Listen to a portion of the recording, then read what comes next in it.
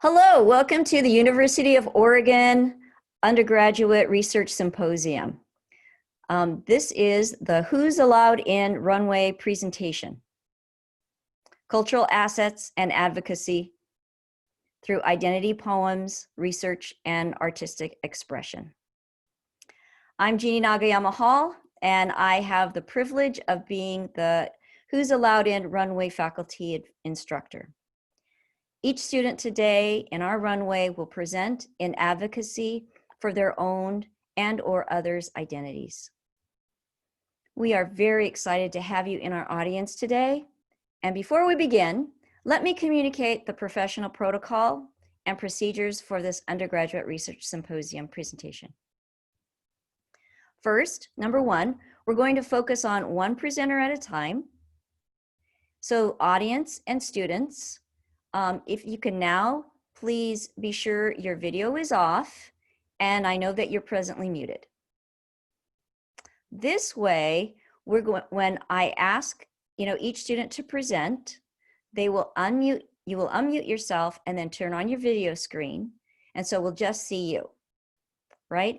So you will present, we'll see your visual, you'll present, and you'll keep on your video until we go into the chat space. And then we'll share comments on the chat. And then after that's done, you'll turn off your video and mute it again so the next student presenter can be seen and ready. Okay? So also, our students in our runway, please do write just wonderful, praise in the chat for each student, but you will also have a place on our Canvas site to write more specific feedback for each classmate, okay? So with this, let me tell you what we've been doing in our Who's Allowed in Runway this year. As a community, we met each week for the entire 2019 to 2020 academic year to develop and support each other's racial, ethnic, gender, sexual orientation, and other intersecting identities, and how we can develop advocacy for others. So in the fall 2019, we talked about racial identity development as well as sexual and gender identity development and supporting one another in adjustment just to college life. In the winter term, we focused on each other's scholarly identity. Many students actually interviewed faculty researchers, and we continue to value intersectional racial, gender, sexual orientation identities. And this spring, we are now focusing on providing opportunities such as this for each student to advocate for equity. So here's the reason why our students are presenting their identity poems, research, and artistic expression today. It's because the cultural assets and identities of underrepresented university students are not always valued or understood, especially in predominantly white institution like the UFO. And numerical underrepresentation can increase belonging uncertainty, especially for students who value their identities. So it's important to hear and support the identity stories of especially underrepresented students. So today, each student is going to share a window into their personal identity feelings, experiences, and thoughts. Please respect and appreciate the vulnerability and the trust each student shows in our community. And then after everyone is presented, I'll tell everyone to then turn on your video, unmute yourself, and we'll all give a raucous applause, shout outs, and claps because we are proud of each student and proud of our community. Okay, so we're going to get started. So Bryn, if you could please turn on your video and unmute yourself. Wonderful. All right. Can you hear me? All right. Everyone? And we are going to, oh, and before that though, Bryn, Hadley can't get in. So Kennedy, if you are I'm using my mom's computer, so I'm on it now. Sorry. Oh, nice. I'm glad you're on. Hooray, hooray. Okay, great. Okay, I'll share a screen.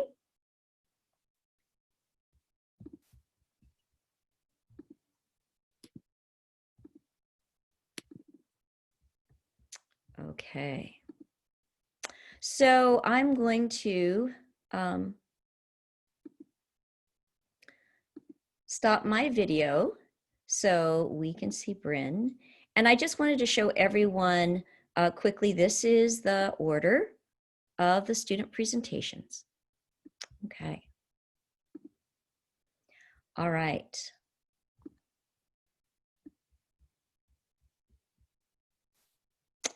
Bryn, I'm going to let you go ahead and introduce yourself. And please go ahead and say your poem.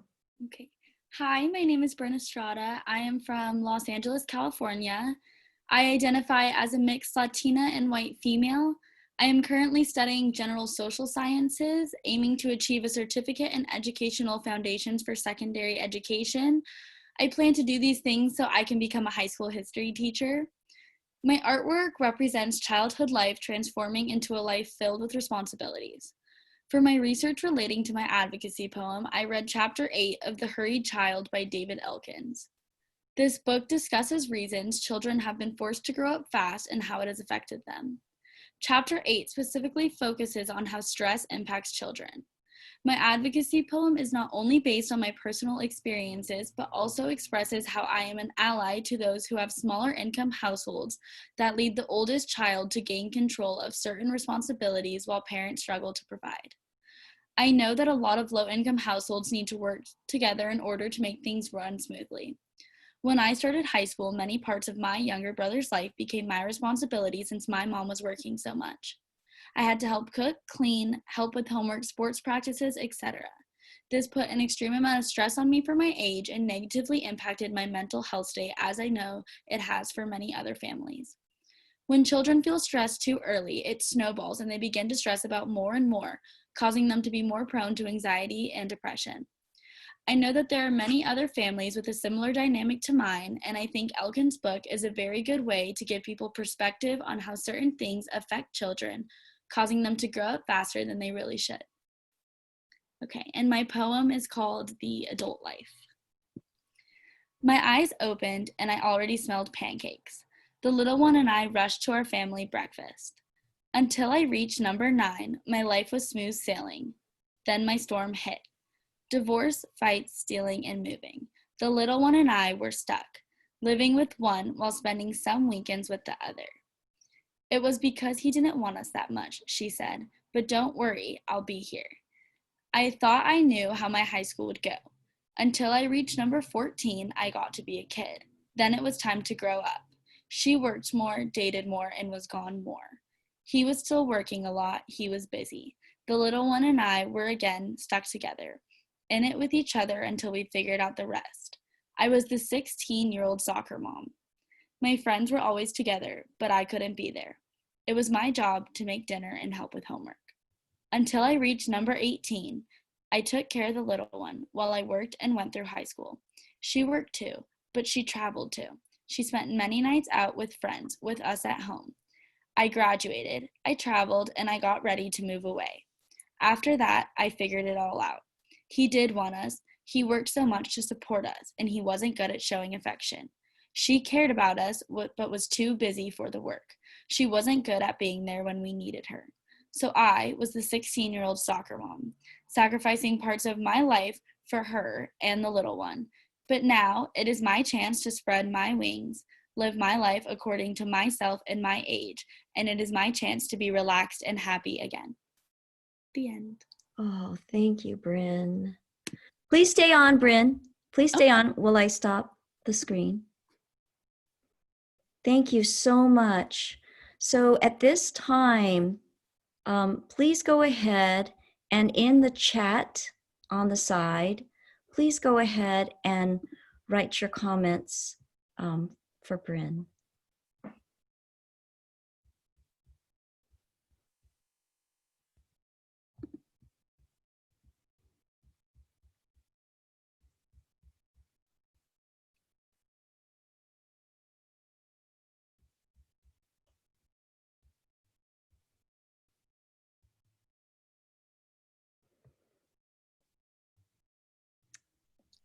Bryn, people are saying, I thought it was super well done and thorough.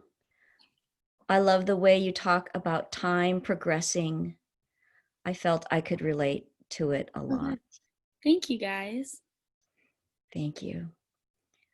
Another, I thought your poem was really moving and I liked how you told a story. Nice job. Another, that was beautiful, Bryn. Thank you for sharing a piece of your life with us. I can't wait to see you be a secondary teacher. Another, your story was beautifully said and showed your strengthening path to empowerment. I loved your poem. You wouldn't be who you are without your experience. Thanks for sharing. Another, thank you for your presentation. Strong performance. Another, I really liked your story and I thought it captured the feelings of many kids who are put in difficult positions such as yours. And I loved how relatable it was and how you talked about the little one and the responsibilities of older siblings. Thank you so much, Bryn, for sharing. Thank you, guys. Thank you. Okay, and I hope we see Jackie. I'm not sure Jackie's here. I hope she can come back to us or come join us soon. In the meantime, I think what we'll do is we'll now go to Hadley. So if Hadley, if you can turn on your video, please. Hello, I'm so glad you're with us, and make sure we have sound. Hello. Hello, all right. Everyone, we're going to share the screen again, and we'll go to Hadley's visual.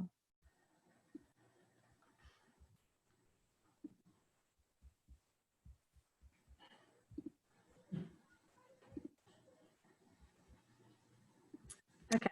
I'm going to try to put us over here. Go ahead, Hadley. My name is Hadley Cyrus, and I identify also as a mixed Latina and white female. I am currently interested in majoring in family and human services. In my poem, I describe the ways that women have historically been oppressed, and then I go on to explain how my mother taught me that despite this, being a woman can be very powerful. I describe her as the sun, which is where my title came from. My mom has always been a really strong and bright person and has been a constant in my life. This is why I connected her to the image of the sun. I made the shapes in the corners of my art piece look like a sun that a child might draw in the corner of their picture with rays coming off of it, like I did when I was a kid. I read an article for this project titled Feminist Movement by Charles Boyle, and it describes how in many industries there's a boys club that leaves women not getting paid as much as men, and are also less likely to get a promotion. The article then goes on to briefly describe a woman named Rachel Portman that won an Academy Award as a female, despite the fact that there are not very many women that hold prominent positions within film. She won this award for the music she composed and also won an Oscar in 1995. This story was inspiring to me and made me think about the various women in my life that have also succeeded despite frequent barriers due to gender. This is why I tied my poem to my mom. And my poem is titled As Bright as the Sun. Women stood up for themselves. They raised a holler, but in 2020, it is still 79 cents to every man's dollar. With countless prayers and tears, we have only been able to vote for 100 years. She belongs at home. She is never enough. The virgin whore dichotomy. Women just want to have autonomy. Hearing men talk about my big hips and thighs, treating me as if I was some kind of prize. Women have been pushed down. We have been told we are not good enough. But I learned my strength and power from one very important woman.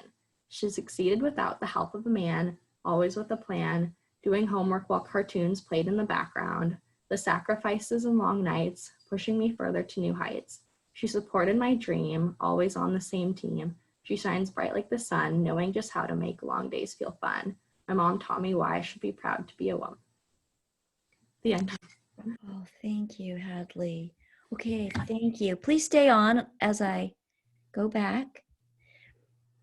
Oh, please go ahead and write in your praise in the chat box. Thank you.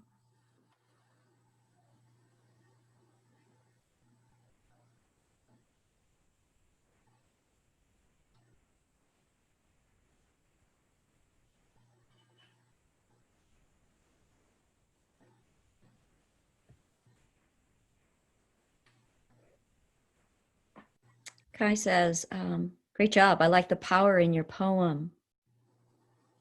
Another, your art perfectly captures the power of your poem.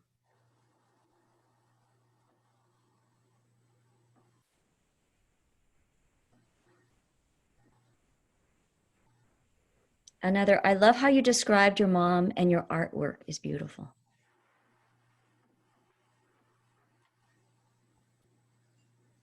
Another, I appreciate the vulnerability. I really enjoyed it. I loved how empowering and relatable this was. And another, I love how you talked about the impact your mom had in your life and how it encouraged you to be proud of who you are. It is truly inspiring to hear a story like yours. Thank you for sharing. This was very powerful and your artwork was beautiful. A lyrical rendering of what mothers are. Thank you. Another, I appreciate your art piece, so thoughtful and included aspects of your childhood and experience growing up. And I loved how you dedicated the art in your poem to your mother and how it contributed to your identity. And I love that. A lot of people think that there are no issues as a woman in this world today, but your poem clearly demonstrates there still is change to be done. Thanks, everybody. Thank you so much, Hadley. Yay. Great. Okay. And Kai, you're on. Please put on your video. Wonderful. And your sound is on? Yes. Terrific. Okay. I'll share the screen.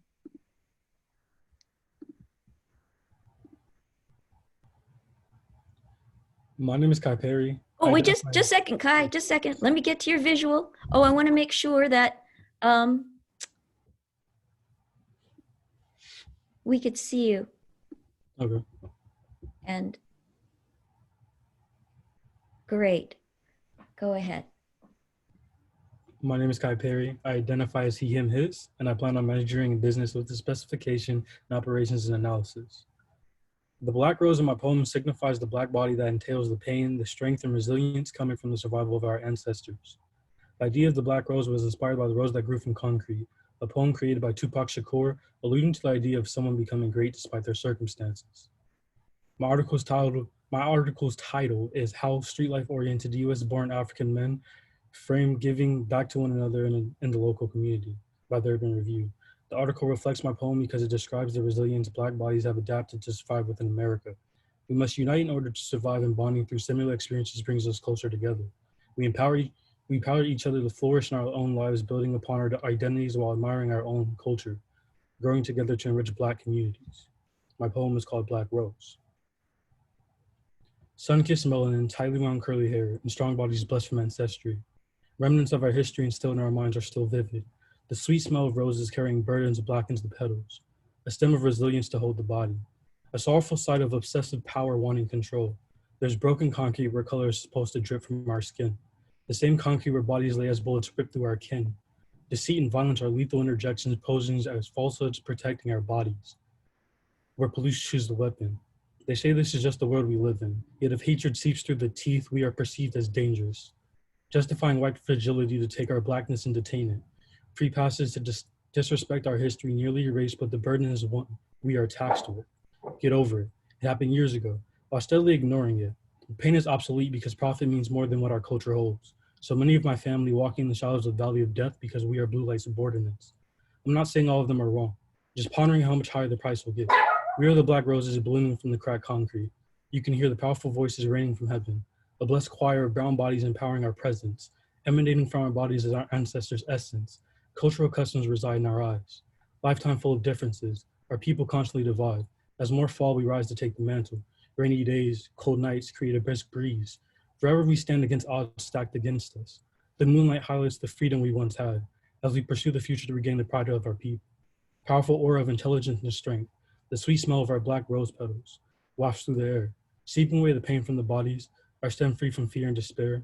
We are here to stay, for the fallen we pray. And that is the end. Thank you so much, Kai. Okay, please stay on while we go back. And I'm going to go, oh, good. I'm going to go into the speaker view.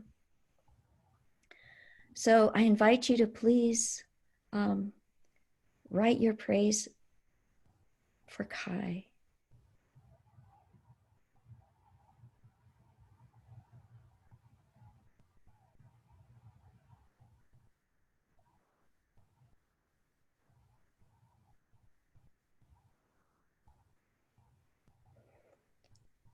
Bryn says, so beautifully written. Thank you for sharing. Another, the symbols you used were compelling. Thank you for sharing. Another, thank you. That poem was beautiful and meaningful. And another, I love that you used the image of the rose. And your introduction was just as beautiful and powerful as your poem. I have goosebumps. Thank you for sharing, Kai. And I love how honest and deep the poem is. It is both so raw and beautiful at the same time. Well done. And very powerful poem. I love listening to it. Another agrees, very powerful poem. And the artwork matched perfectly. And I love how you worded your poem and your visual was beautiful. Your poem was so powerful. I love the passion in your writing, which is so moving to you and me. And a beautiful piece. Your poem beautifully captures the brutal history of Black lives. I have goosebumps. Thank you. Thank you, Kai. Appreciate it. Okay, so we'll go ahead. And next is Kat. So Kat, if you could put on your video, wonderful. And you have your sound on? Yep, does it work? Yes, it is. So great. I think if I go in my speaker view, I'm going to share my screen.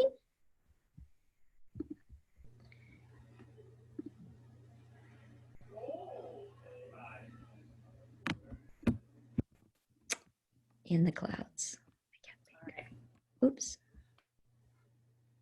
Was the oops, are we good, or is there an issue? Is this okay? Yeah, that looks great. Oh, sorry. Are we good? Okay. I think okay. Okay. My name is Kat Baker. I identify as a white, cisgender, pansexual woman and a survivor of sexual assault. I am majoring in pre-education to continue my passion working with children and pursue my dream to give as many students as I can a welcoming environment to learn and grow. As many children do, I grew up in a low-income house and I suffered sexual abuse at a very young age within my home. I have always felt like I lived in the clouds as a way to cope with what I was facing in my house and to protect myself from the reality of it. But my entire scholarly career, school had always been a safe and welcoming place full of inspiring mentors and encouraging teachers. And it taught me how to attain self-determination and set structure in my life so I can accomplish my goals. I knew since I was 11 years old that I wanted to be an educator and that my purpose in life was to give back the gift that I was given and to help support students when they don't have control of what's going on in their home lives. My poem is called In the Cloud. The article I also chose is about how to involve the family in a child's life when they are sexually abused and how to help that child move forward. I chose this article because I love my family. They were supportive when they found out, but they did not know how to help me. So my poem. Reality has a revolting stench. At least it did at the time. The grooming put on the shackles and sewed my lips together. I love car rides because the longer, the better.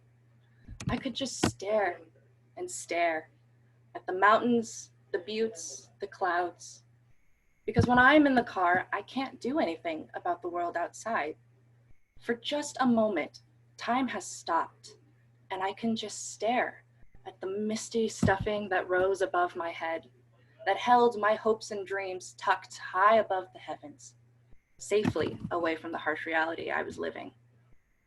I found peace and serenity in the clouds, as I did within my classroom.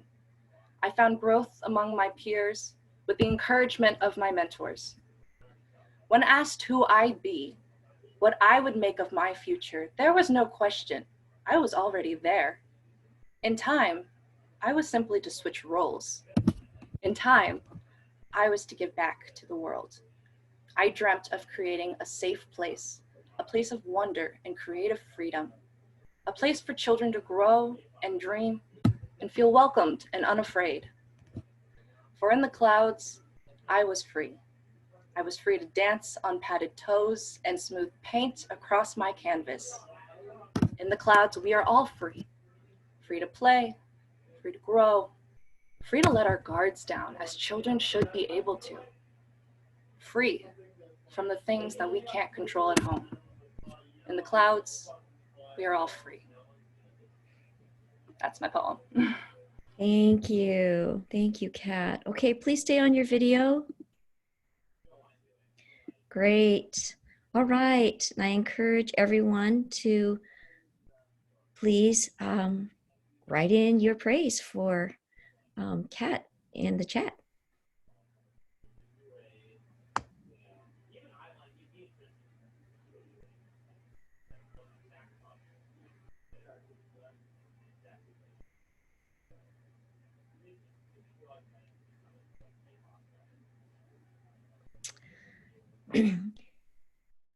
And one says, thank you for being so vulnerable and raw with us, Kat. That was beautiful.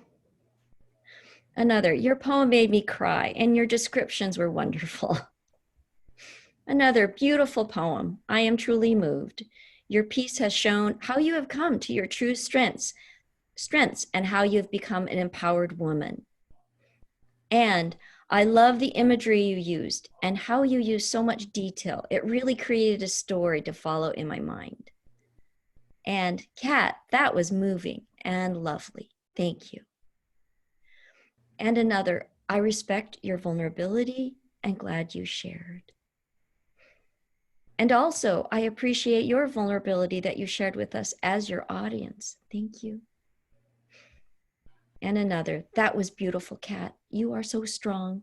Thank you, all of us. And your art piece was so beautiful, and I love the imagery that you used. And beautiful worded poem, and your presentation was incredibly strong. And I love the passion you have for teaching and the peace you found in the clouds and the world around you. And I'm so sorry you had that experience and what you did at such a young age. Okay, great. And terrific. Thank you so much. Appreciate you, Kat. Thank you. Okay, so if we'll sign off for Kat, and if Georgia could come on board with your video and your audio. Hi. Terrific. Georgia, I'm so glad your audio is working. Great. Terrific. Okay, I'm going to share the screen.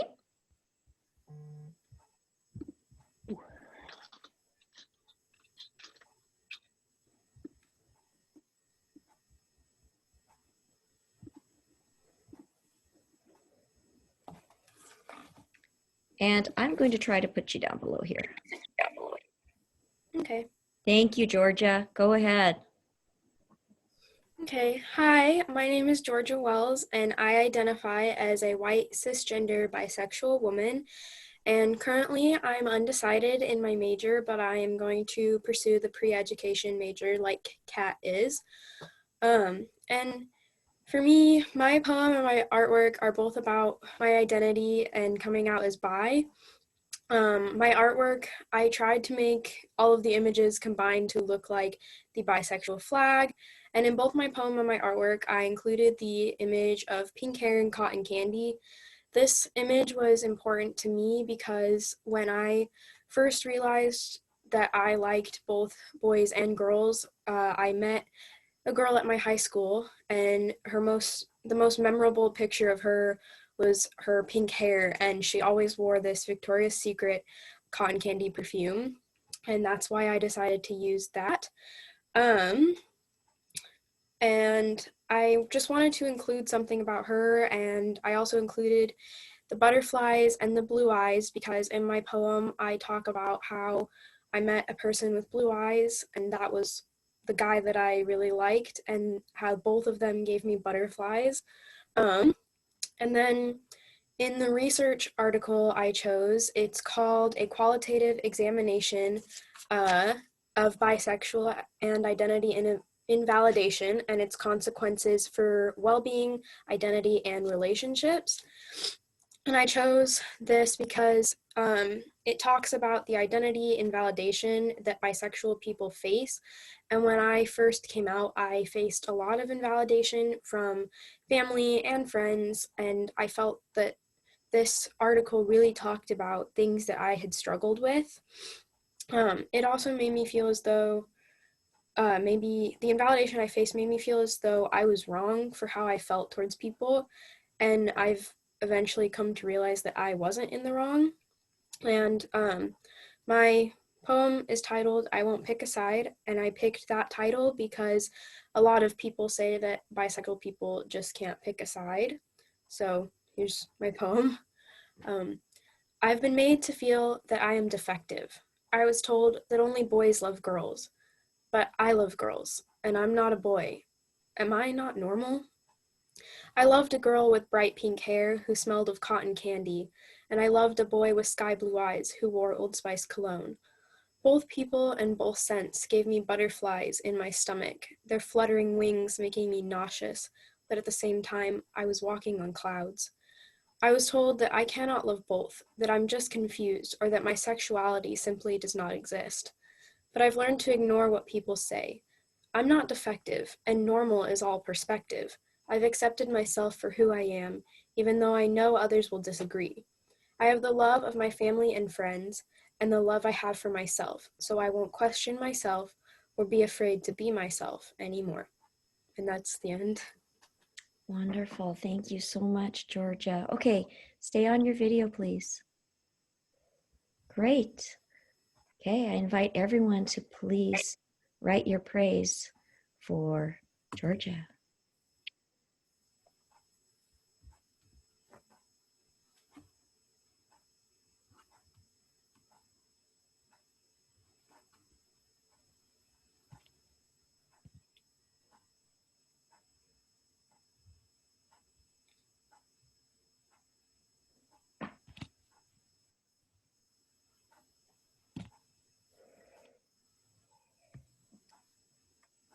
Heather says, I like the way you said normal is all perspective and the images of cotton candy and butterflies. And powerful presentation. Also, I loved hearing your story of self-acceptance. Beautiful. I like this poem a lot. I think the message is really important and you worded it beautifully. Also, your poem shows your strength and your descriptions were lovely. Also, I loved your artwork. Your poem was so genuine and so strong. Thank you for sharing, Georgia. And I loved how your visuals so clearly related back to parts of your poem. It was all around well-written and empowering. And the beginning was very engaging. Also, the words you chose for your poem painted such a vivid image in my mind. Nice, very nice. And I just love how you talked about the difficulty of coming out as bisexual. I feel that it is not talked about as much, just as important. And I love how you captured the confusion you had towards a society that had so much to say about who you should be. And this brought me back to my first crushes, and the erasure you talked about made me cry. I hope my kids, when they come out, get to hear a poem like this. Thank you so much, Georgia. You're welcome. Great. I see, Faith, I know that you're next, but may I ask if, I see that Jackie is here now. So Jackie, I'm going to ask if you could go ahead and put on your video, and we'll go back to your visual. Great. Is your, oh, terrific. Your sound is on. Great. I'll go ahead and share the screen.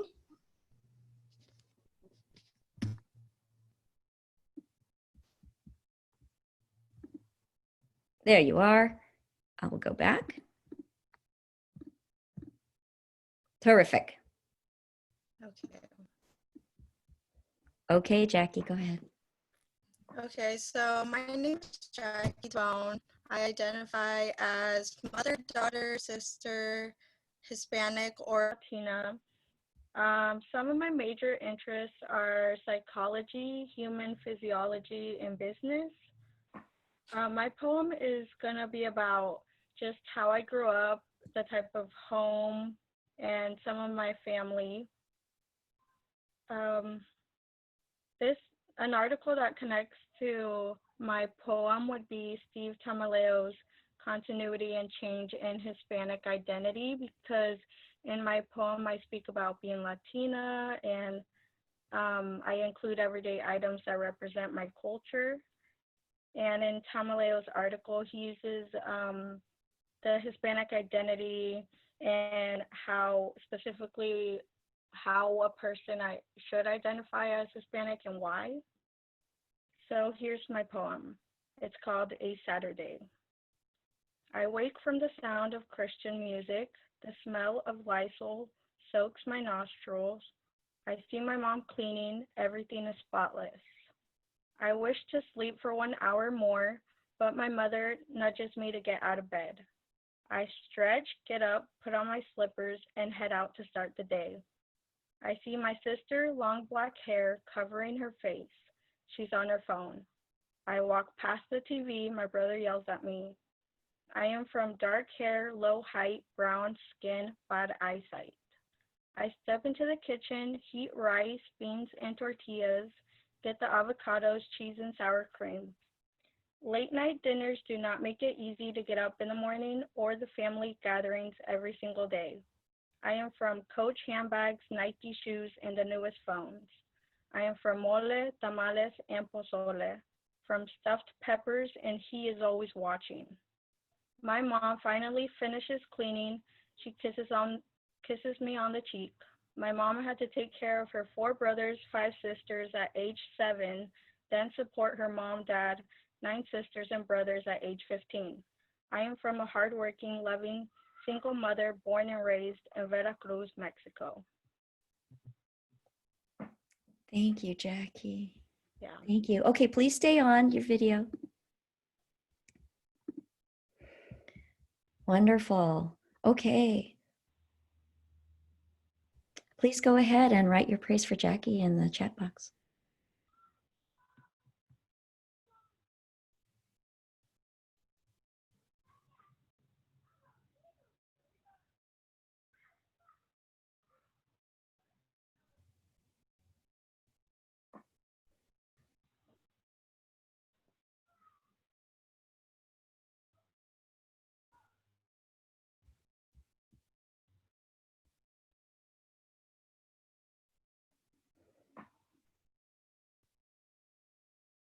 Your piece showed so much truth. Thank you for being vulnerable and sharing a beautiful piece of yourself. And I really loved your visual and how you captured your experiences with your family and daily life. Also, love the visuals that are in your poem. I really liked it. And your poem was so vivid and well worded. Thank you for sharing, Jackie. I liked your poem. It really shows how strong your mother is and how much you appreciate her. And your descriptions of food made me hungry.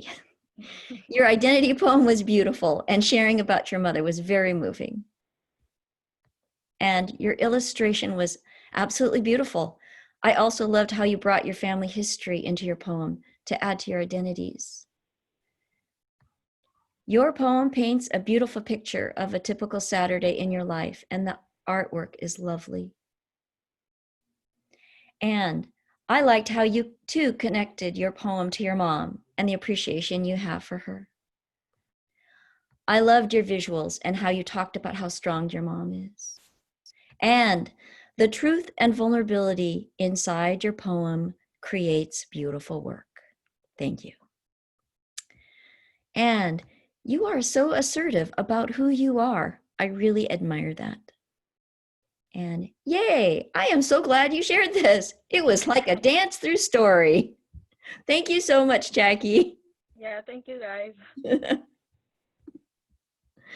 Okay, thank you. Okay, Faith, if you could please come on next. Terrific. And your sound? Is your sound on? Can you go ahead and say hello? Hello. Oh, terrific. Okay, I will now share my screen. And here we go. Okay, hi. I'm Faith Xie. My pronouns are she, her, hers, and I'm currently majoring in pre-education.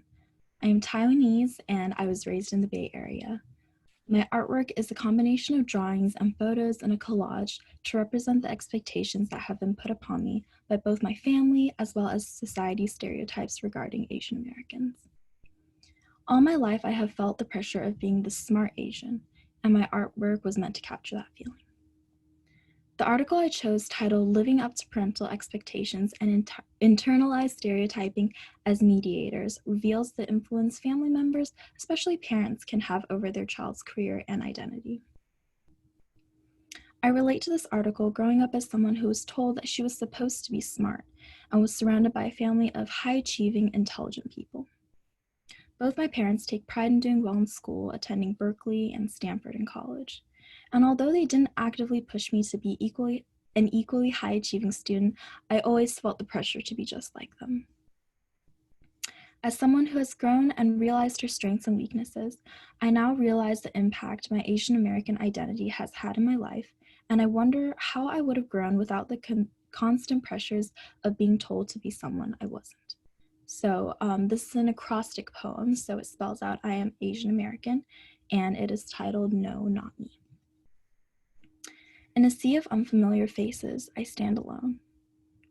Among swarming bodies and perfect test scores, meaningless numbers and words fill the page as I search for a single question I understand. Silent and still in my seat, inside my stomach is churning, my mind drawing blanks. A smart Asian, a straight A student is what they expect me to be, not who I really am. All my peers asking me questions, can you tutor me? Math questions and physics problems I don't understand. Expectations I can't and will never meet. Why don't they understand? Reactions and disappointment from my parents and friends, if they knew. Countless questions of aren't you a smart Asian? No, not me. Thank you so much, Faith. Okay, keep your video on, please. All right. I encourage everyone to please write your praises in the chat box.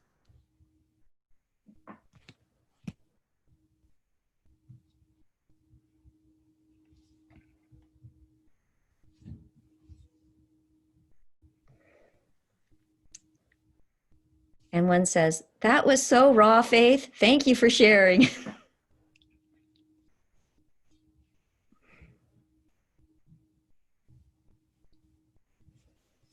Hearing it for a second time was just as powerful as the first. Truly amazing. And thank you for sharing such a personal poem. It was really moving. And your visual is so aesthetically pleasing and your poem was great. Thank you for sharing. And I love how you use an acrostic.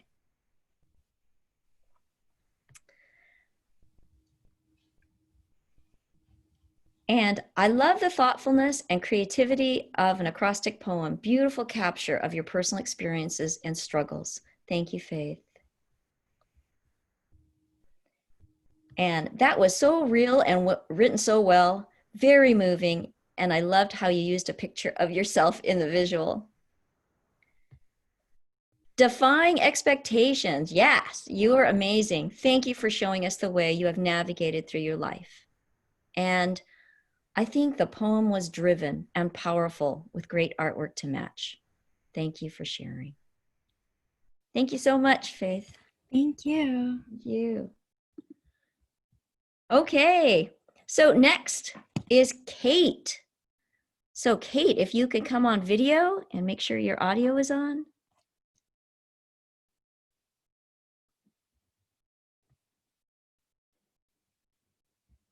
Great.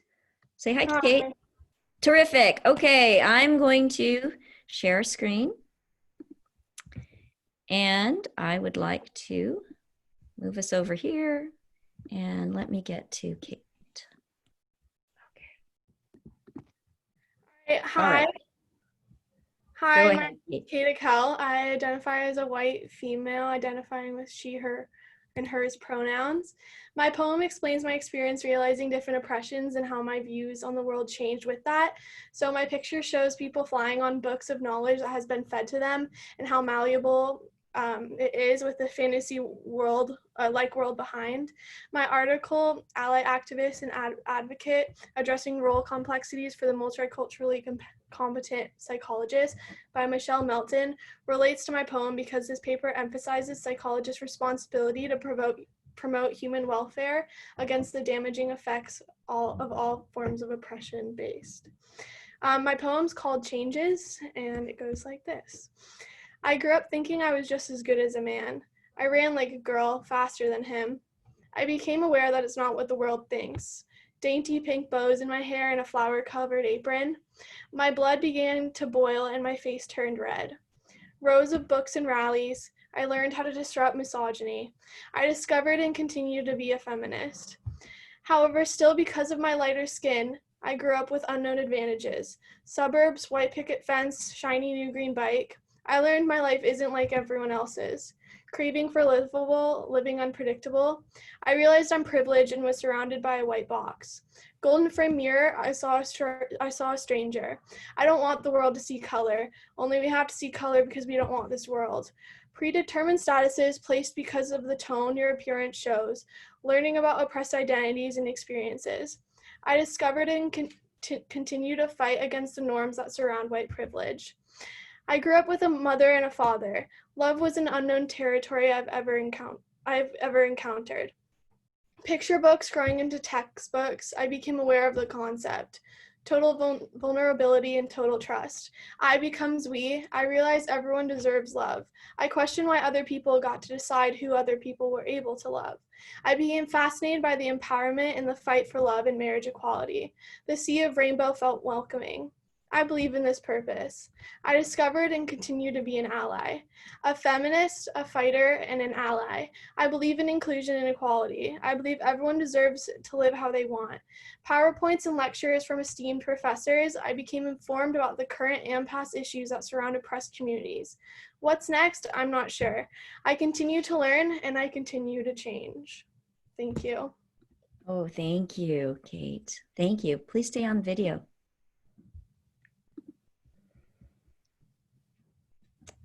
Great. Thank you. And I encourage everyone to please write your praise in the chat box.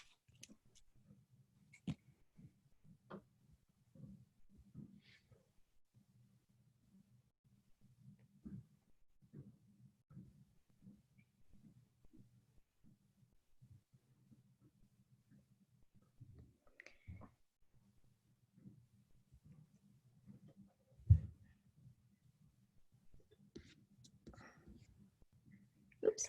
Oh, so many. It's hard for me to read all at once. Okay, here we go. I love the realization and growth through your childhood. Your visual, so beautiful. I love your poem and passion behind it. Change is amazing. Thank you for illustrating that. And sharing about your growth was very inspiring. Thank you, Kate. And super creative visual and strong presentation. Thank you for sharing. And this was so strong and empowering. I loved how creative your visual was as well. Good job. Thank you. And I loved how throughout the poem it represented growth and handling change. Very well done. Your visual is so cute. Thank you for sharing your poem and sharing your growth with us, Kate. I miss you so much. I am so proud of you. for developing into such an amazing person. And a beautiful description of how you've grown to be an ally and your realizations of the real and honest world. Thank you, Kate. Thanks, Erin. And I love how you are acknowledging the privilege you have and showed a lot of growth. And I respect you telling us about a personal part of you. Great job. Thank you, guys. Thank you, Kate. Great. Okay, next is Colton. So Colton, if you could please put your... There we go. Terrific, Colton. Yay, I can hear you. Let me share the screen. Sweet.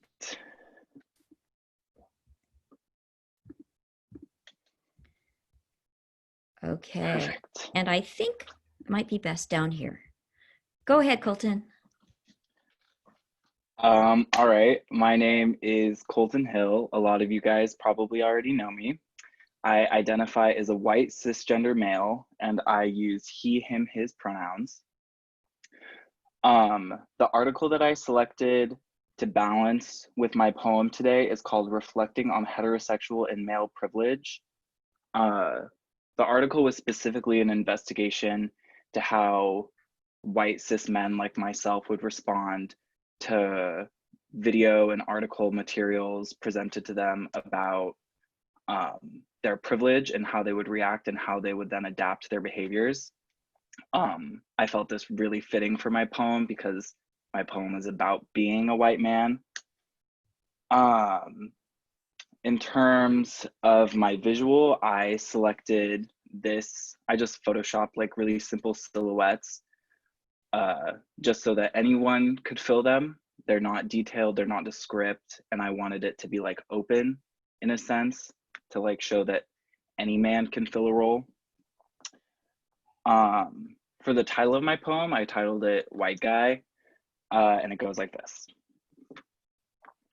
I was handed power at a young age. I was handed dominance in the classroom and in the eyes of our political system.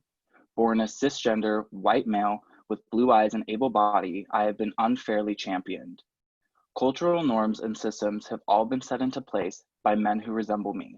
This will never be lost on me. I am a white guy. I am proud of my father. As a boy, he would tell me, with great power comes great responsibility. He would say this in reference to my position within our global system.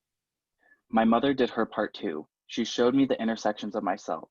She taught me it is brave to cry and I can love any person. With salty tears streaming down my face, she used to coach me, let it out, feel it. As I have grown older, I have come to see the elements of my life that have been free of strain, from being pulled over at 17 and feeling no nerves, never having a teacher or professor question my academic aptitude. I have been totally detached from the strife experienced by many of my peers. But my journey is far from over. Recently, I stood behind my camera. Get him to the side, them. Can I have him lift his chin higher? Them. The words came out of my mouth, continually faltered. I burned with shame after the photo shoot I had doctored was over. I'd spent the entirety misgendering one of my models. Now I look at my younger sibling, a non-binary person, and I know I won't make the same mistakes. I stand to advocate and listen, but most of all, to make space for individuals who've been stripped of their voice. I will always remember my position. I will always make room for those who've been cheated by a broken system. I will strive to be more than just a white guy. Thank you, Colton. Thank you, Colton. Please stay on your video. Thanks. Okay, I encourage everyone to please write your comments in the chat box.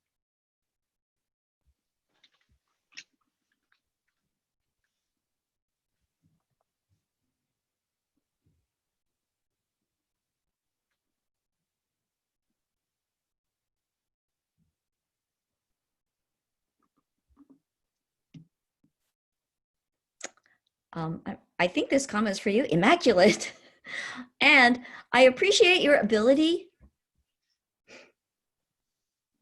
to recognize your power and be able to use it for allyship. Beautiful piece. Thank you, Colton. And I love how you talked about the influence your dad had on your life, as well as the commitment you had to change it in your life. Also, love the blue hair. And thank you for sharing your path to awareness. Love it, Colton, and your hair. Super powerful and in depth. Thank you for sharing. And I loved it, Colton. You're such a genuine and strong person, and your poem really shows why. Miss you. I miss you too, Kate.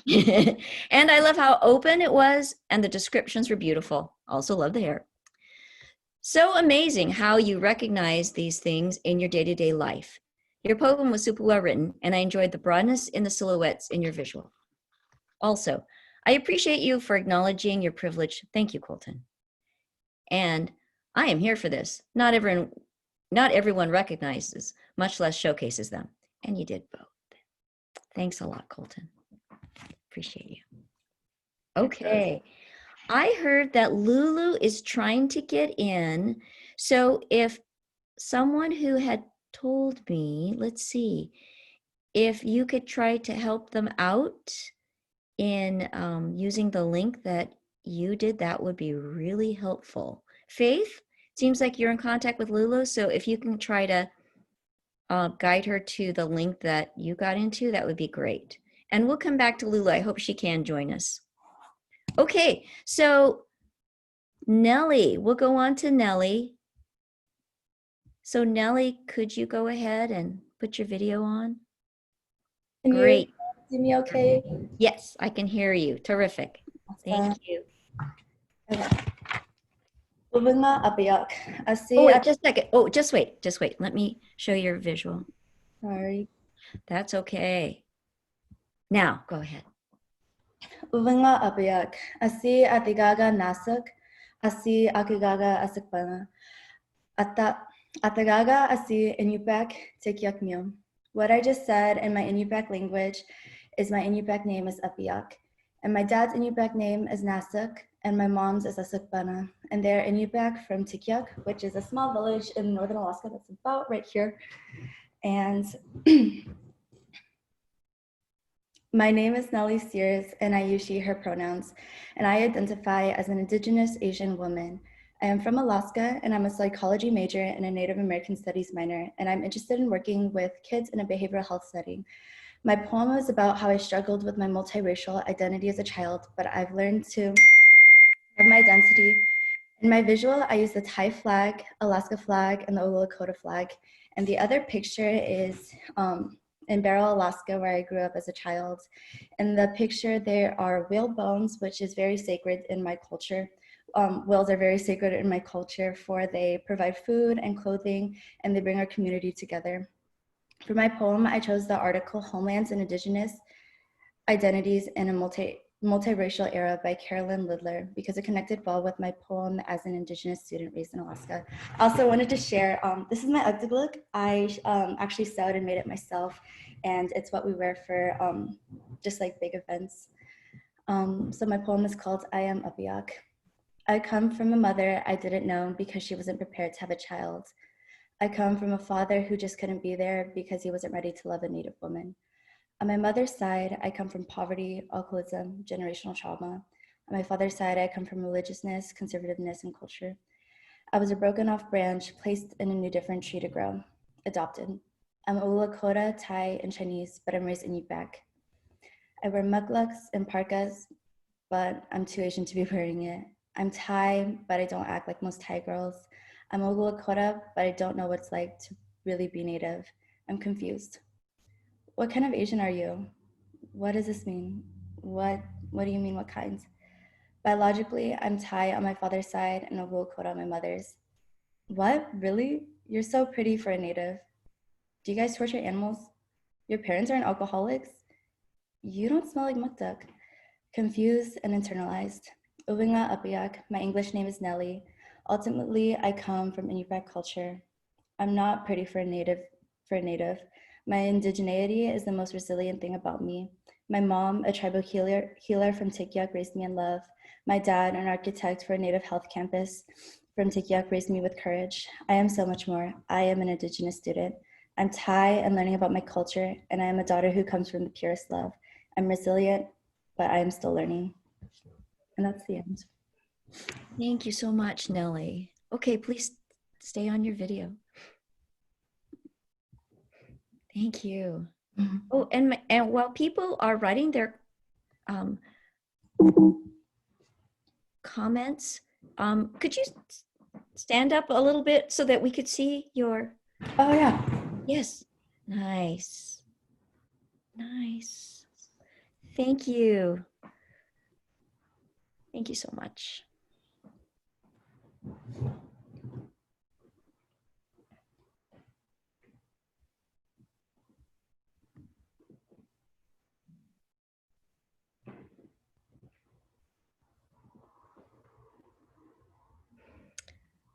Thank you for sharing your beautiful culture with us, Nellie. I love the personal aspects and authenticity of your piece.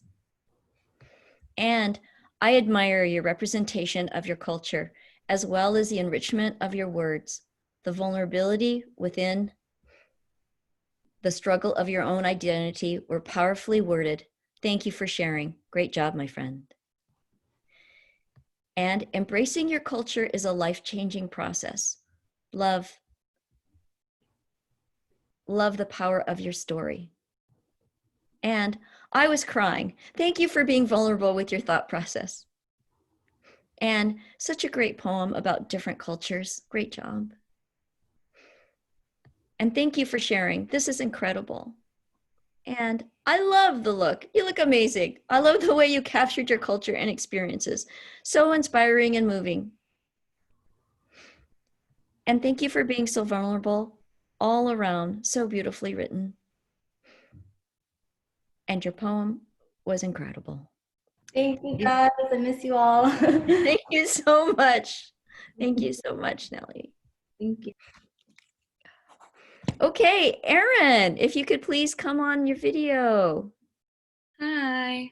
Hi, yay. Good. And just a second.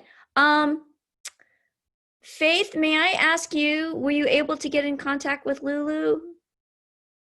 Faith, can you turn on your Sorry. yeah, But she's actually having trouble like with her internet, so. Oh, that's tough. Okay. Thank you so much, Faith, for helping. Yeah, of course. Trying to help. Okay. Great, Erin. I'm going to go ahead, share the screen.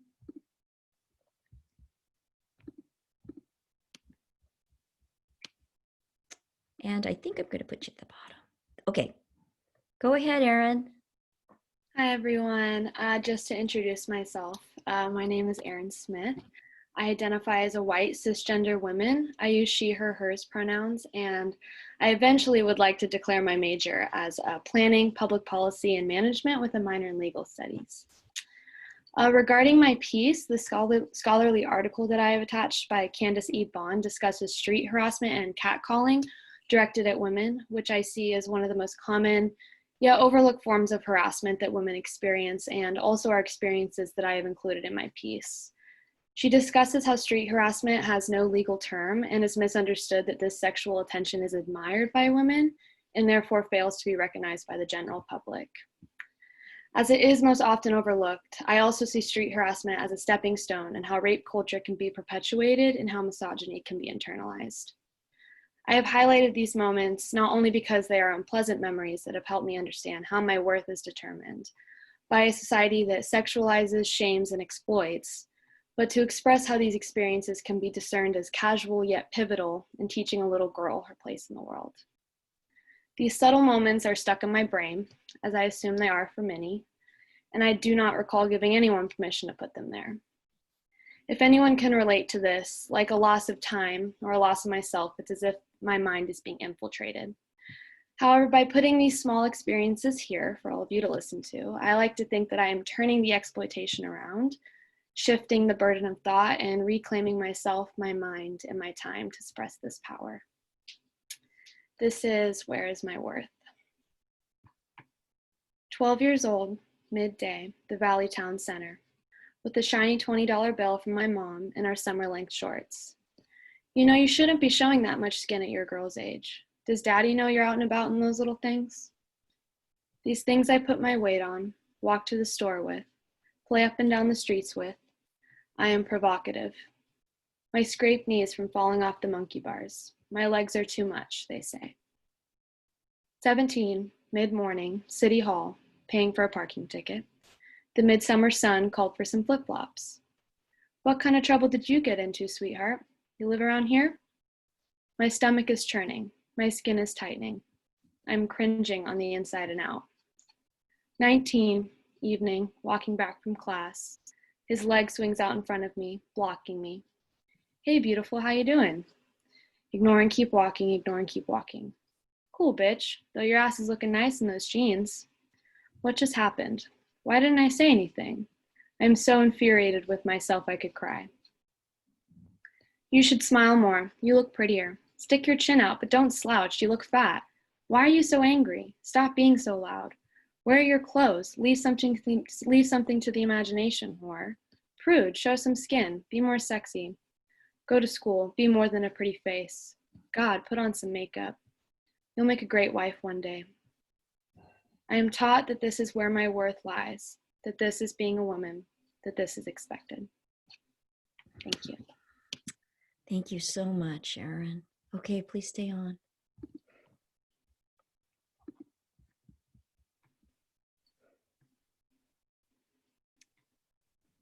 Okay, everyone, please continue to write your praise for Erin in the chat box.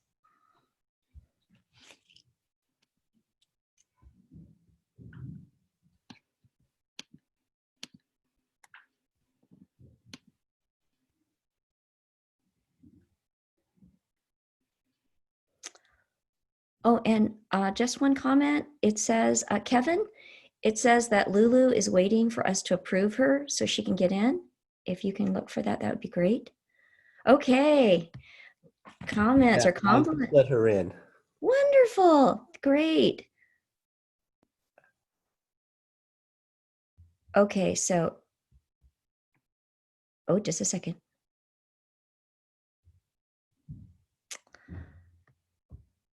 Erin, could you say something now?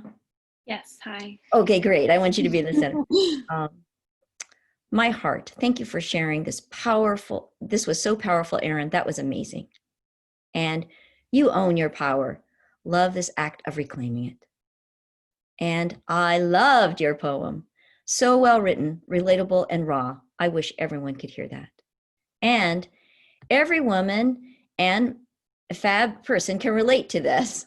It hurts, and your poem helps to remember that in a safe and righteous way. And that was so relatable and vulnerable and heart-wrenching. Thank you for sharing your strength.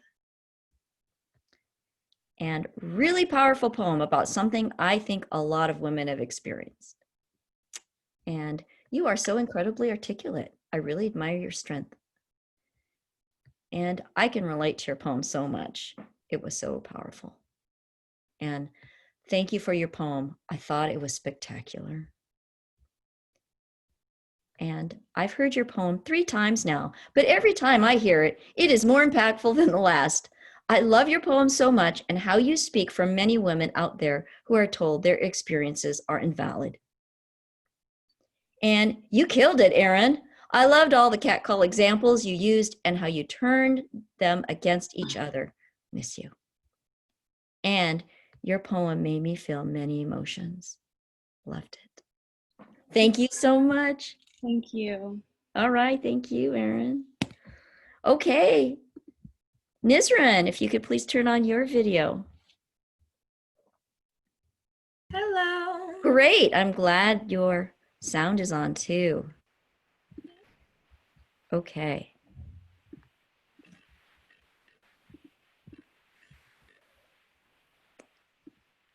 Okay, go ahead, Nizran. My name is Nizran Levin. My pronouns are they, them, theirs. I'm a white, bisexual, non-binary person of Alaska Native descent. I'm a first-generation college student studying political science and ethnic studies. My poem is about justice, and when I was a child, I thought justice was about swords and King Arthur's court, and then I learned it was about scales. I imagined that swords had been melted down into the scales, the kind that Lady Justice holds. I thought that it would be fitting that something that was used to stand for justice would become something to hold more than justice, something equal and beautiful.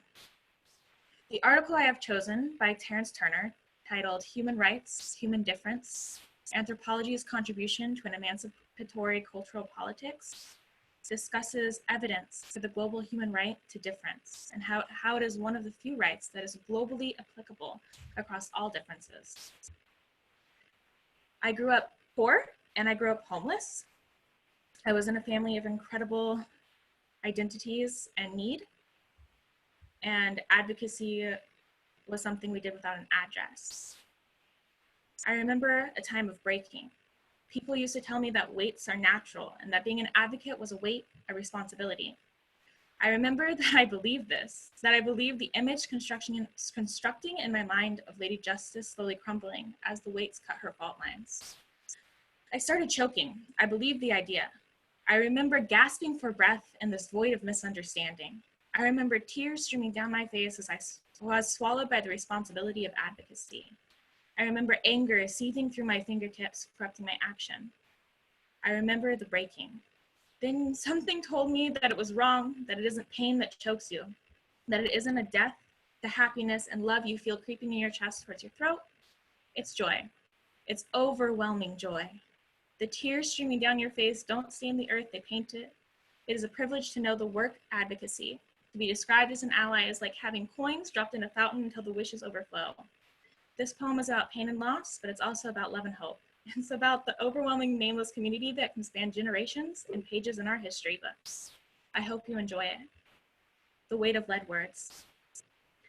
We sit here and listen to your vindicated transgressions. We're not allowed to be angry, no rage against the typical. To me, to us, to anyone beyond this scope of one identity, typical is defined as the people with the guns, the needles, the water, the correctional therapy. You are only typical in the dictionary because you held the pen that wrote the definition and the guns to back it up. Your words only hold the weight of bullets. Our words spoken in tongues of other, in hand motions, picture lines, hold the weight of our net, our fidgets, our lover's hand. Our words hold the weight of our land's history.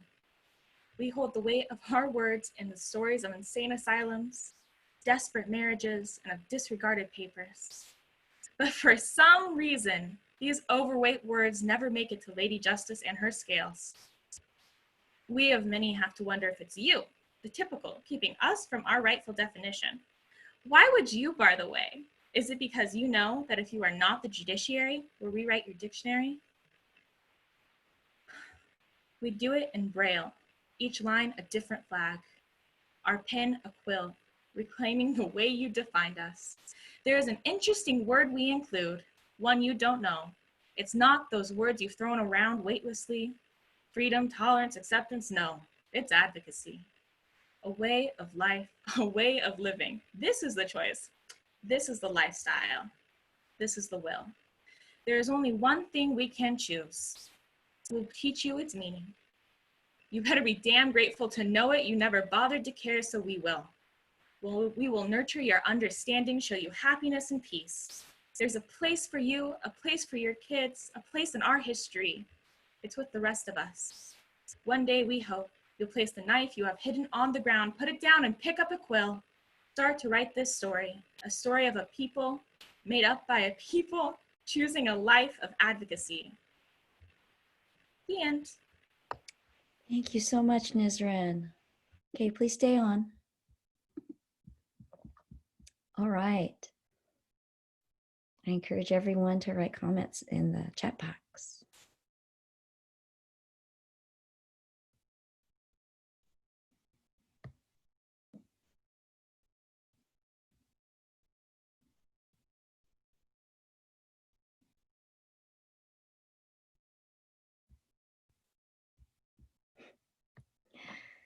Your poem is incredible, and even more, I love the way you read it. Your confidence and passion through your reading was truly inspiring. And you are so powerful, I'm blown away. And I loved your poem so much, Nizrin. You are so resilient. Thank you for sharing. And so eloquent and moving. I love the passion in every word. Thanks, Nizrin. Beautiful poem that was so moving. Thank you for sharing. And thank you for your articulation and courage. And that was so strong. I loved all around. I am taking notes. You inspire me so much. You make me want to be a better advocate.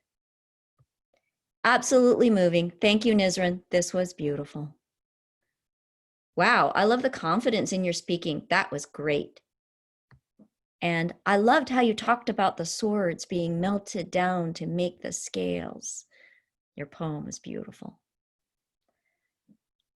And I love the emotion and intensity. Your descriptors were very well done and so moving. Yes, and I agree, very expressive. Thank you, Nizran. Thank you, everyone. Thank you. Okay, Kennedy, please put your video on. Terrific. Great, I hear you. Terrific. And I'm so glad, I think I see Lulu on now. Great. Okay, so Kennedy, and then after you're done, I think we'll go back to Lulu and then we'll have Katie. All right.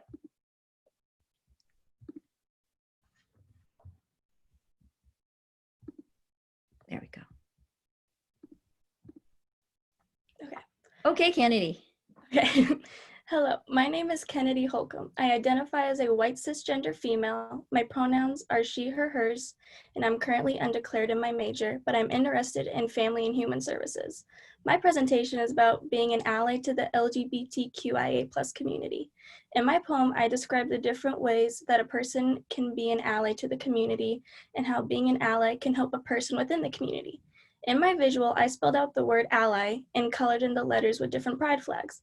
Sadly, I couldn't draw all the flags I wanted to because there are enough letters.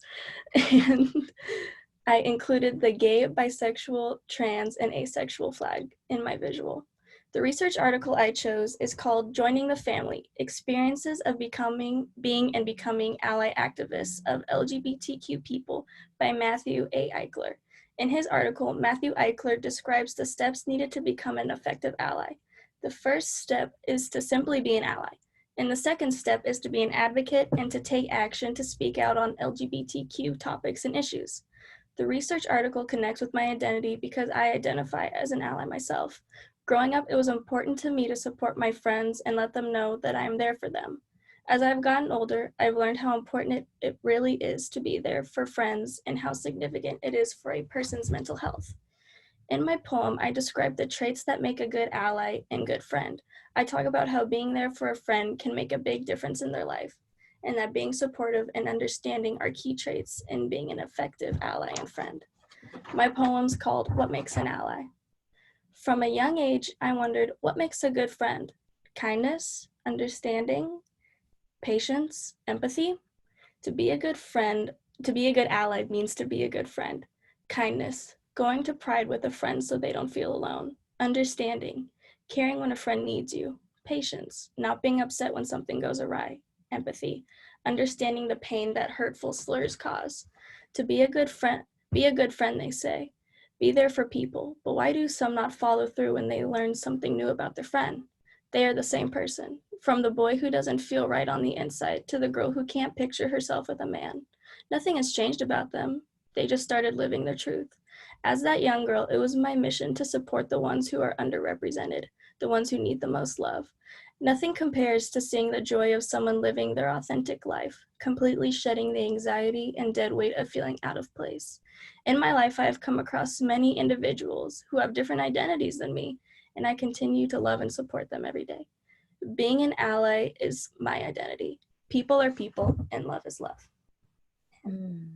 Thank you so much.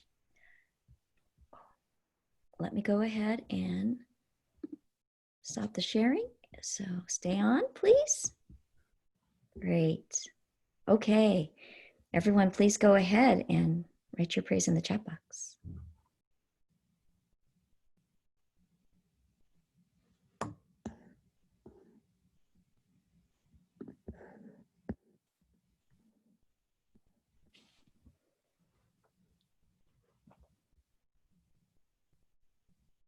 Well done. Great job acknowledging different identities and being such a loving friend. And this was such a well-written poem, Kennedy. I loved it. Love your dedication to community and being welcoming. And I love the selfless approach you have to being a friend, to provide the support, love, and patience you do is so amazing to see. I agree and love the last line of your poem. Love is love. And I loved it the first time you read it to me, and I love it now. You're an amazing ally. And that was so nice, Kennedy. It's so important that we support each other, and I loved how you expressed that. Thank you. So much. Thank you, Kennedy. Thank you. Okay, so Lulu, could we go ahead and have you turn on your video and and unmute yourself? Is it working? Yeah, great. Hooray. Perfect. Okay. Okay, just a second. Let me go. Let's see what's happening here. Oh, I see. It went way ahead. Okay, just a second. Here it is. Hi. Okay. Lulu, I'm going to put you at the bottom here, and then we can go ahead. Are you sure? Yes. Okay. Hi, I'm Lulu Rivera. My pronouns are she, her, hers, and I identify as a Mexican American woman. I'm currently a pre-education major. Okay, so my artwork I've chosen or that I created is basically just kind of like a combination of various things that I felt really encompassed, like how I felt while writing this poem and things that I felt were just like really just like internally. I chose the images that I chose to put inside of like this like youngish silhouette were picked to represent like just kind of like internal feeling and something that I cannot like express or have trouble expressing. Not only, so my poem is, so not only have I experienced like struggles, like internal struggles like that I feel like with my family, but also in just everything I do within my life, or so it seems. And although I was always the older sibling, I was the older sibling in my family, I always felt compared to my younger brother, and I always felt lesser than, so to speak. So the poem I wrote was about the anger I felt like constantly at always being treated and told like as if I was lesser than, while simultaneously feeling chained down and unable to do something about it, unable to change that feeling that I always felt. I felt constantly angry no matter what I'd done, no matter how hard I tried, no matter, you know, how many battles I won, and I was angry that no matter what I experienced and no matter what I've been through, like no matter how hard my body felt, that was constantly shut down and disregarded because of something I could not control. And yeah, so here's my poem, how it is. I was always told of things that I couldn't do. Don't wear this, don't smile like that, don't be so loud, don't move that way. Everything I did was controlled. I never understood why my brother, 2 years my junior, never got told what he couldn't do. He can wear this, he can smile like that, he can be loud, and he can move however he wants. He was free. Whenever it came to the two of us, I was always seen as weaker. My emotions were weak. Whenever he showed his, it was a sign of strength. My look always criticized while his was never thought about. My body seen as property when he was the owner of his own. My opinions were ignored while his were always heard. They don't care to consider the passion that I hold within my emotions, the creativity in what I wear, the battles that my body has won, or the things that I really care about. Because I'm a girl, he is a boy, and that's just the way it is. And yeah, that's it. Thank you so much, Lulu. Please stay on. Okay, thank you. Okay, everyone, I encourage everyone to write your comments in the chat box.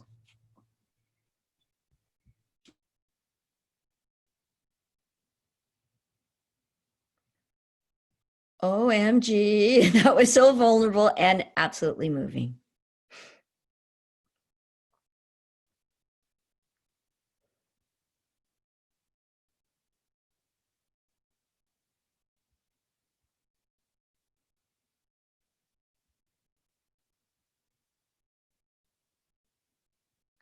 Loved how you express how you're feeling. Very moving and absolutely beautiful.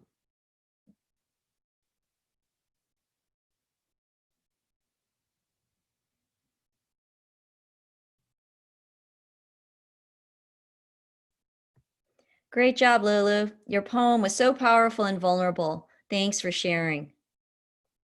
And that was so strong, Lulu. Thank you for being so vulnerable with us. And thank you for showing us an insight into this dichotomy. It was beautiful. And thank you for being so raw with us. I loved how your poem told the story. Powerful and thoughtful. Thank you, Lulu. And I love what your visual represents. And I love your poem too. Your sharing is so relatable. And really, I loved every second of it. Love you. Thank you so much, Lulu. Okay. Katie, please come on the video. All right. Say hi so I know your audio's on. Hi. Okay, great. Great. Um, Okay, I'm going to put you over here and oopsie. Oh, that's right. Ta-da. I'm going to put you down here. There we go. Okay, Katie. okay, thank you. Hello, everyone. My name is Katie Williams. Pronouns are she, her, hers, and I am a biracial Filipino-American first-year advertising student. Today, I will be presenting my poem, Ako Ito, which translates to This Is Me from my native language, Tagalog. The artwork that accompanies my poem represents Filipino culture, and these elements were derivative of the national flag, cultural art, and the struggles of being a person of color. For my research article, I chose to cite colonial mentality and mental health help seeking of Filipino Americans. Personally, I came from a country that's been colonized for 3 centuries, so colonial mentality is something that my people still struggle with to this day. This struggle is what inspired me to write this advocacy poem. Ako Ito. When I was 6, I thought my biological sister was a different ethnicity from me. Her skin was lighter. My grandfather would ask, "Nasaan na si Americana?" He meant my sister. I grew up thinking to be American was to be white. My siblings looked whiter than me. Am I adopted? But race isn't a cell, it's a name. Race is failing the SATs, race is a lynching. Race is air pollution, and yes, I say the y sound. Race is you don't have an accent. Race is mandating Spanish surnames. Race was different when I moved across the ocean. But race is also me.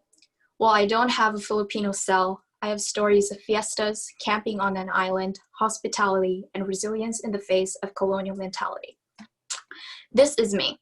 Some people choose not to see me, or others for that matter, but it'd be a disgrace to turn away from the truth once you've learned it. I'd rather suffer in truth than survive in ignorance. Thank you. Wonderful. Thank you, Katie. Okay, please hang on. Okay, I encourage everyone to please write your praise in the chat box.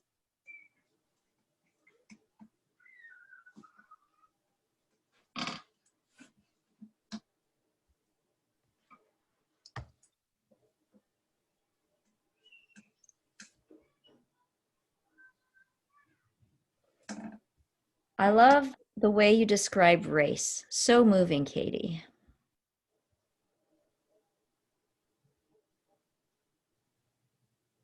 I am crying. Your artwork is so beautiful. It's obvious you poured your heart into both your art and your poem.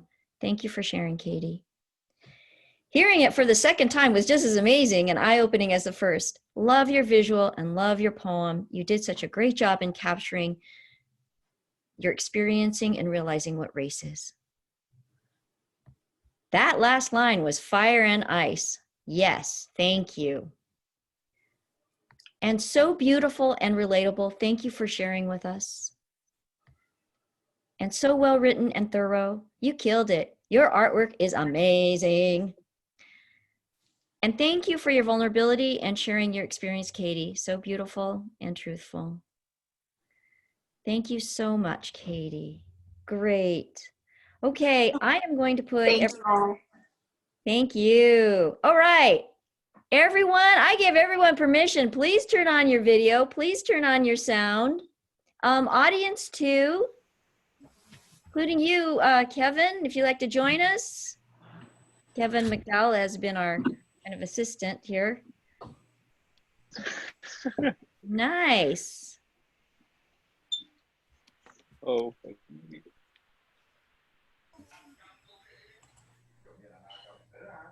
Oops, I'm going to turn me on too. Amazing job, everybody. Oh my gosh. Oh, I just loved it. Oh, I had to hold it together. Oh.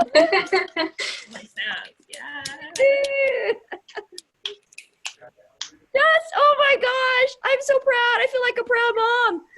Like, when I met you, right? When I met you at the beginning of fall term, it's like there's no way. I knew that there was so much that you could give and so much that you brought with you. And to see it develop, to see it like you're so empowered now, like your voice matters, and the voices of realizing and supporting one another, that's powerful. Thank you. Thank you. I appreciate you all. All right, let's give another woohoo!